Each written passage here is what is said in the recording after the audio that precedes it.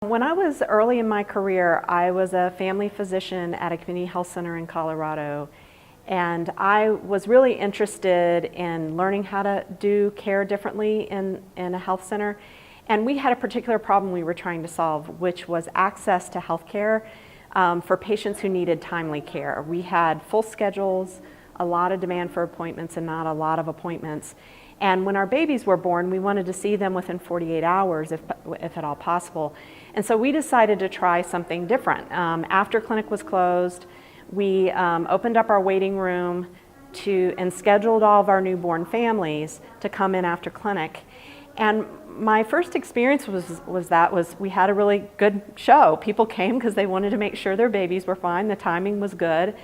And I have Spanish-speaking patients, and my team was there, a nurse and a medical assistant to help me. But the first experience was pretty chaotic because I'm a provider who was used to doing one-on-one visits and having things go a certain way.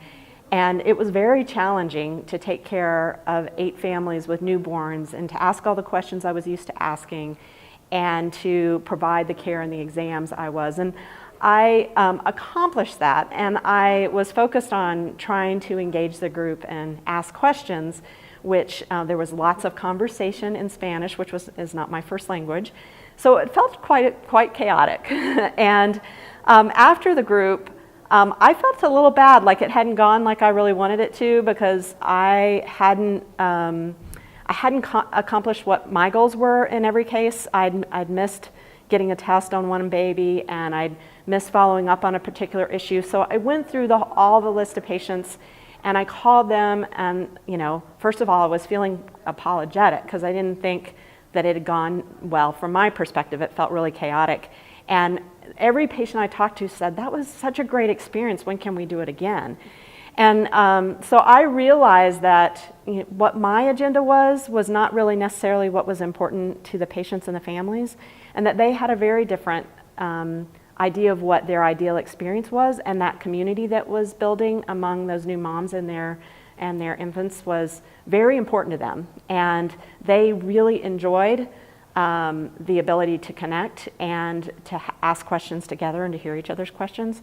And that really inspired me to pursue some of the work I've spent a lot of my career doing, is creating opportunities to take care of patients in groups, which has been a really wonderful experience for me as a provider, and hopefully a wonderful experience for my patients. Well, for many types of things that we take care of patients for example, for chronic disease like diabetes or for well child care, we have the same information we want to share, and patients often have very similar questions. And when we do this individually, it feels like it becomes a spiel or a speech that we share rather than a back and forth dialogue. And we usually have the things that we want to make sure we communicate. Whereas in the group experience, it's really focused on what those families would like to talk about, and things come more as questions rather than just a communication one way. And the other thing related to time is you are saying that to a group of people, which allows you to put that all in one space with several families, and you have much more time. So you have the sense of you're spending more time with more individuals, but that gives you space to talk about a lot more things that otherwise you wouldn't have gotten to. So even if my agenda is healthy nutrition in a young child, that mom may want to talk about going back to work and how difficult that might be. And she's there with a bunch of other families that may be dealing with some of the same situations, and they can talk about it together and talk about some strategies. I would never have accomplished that in an individual visit.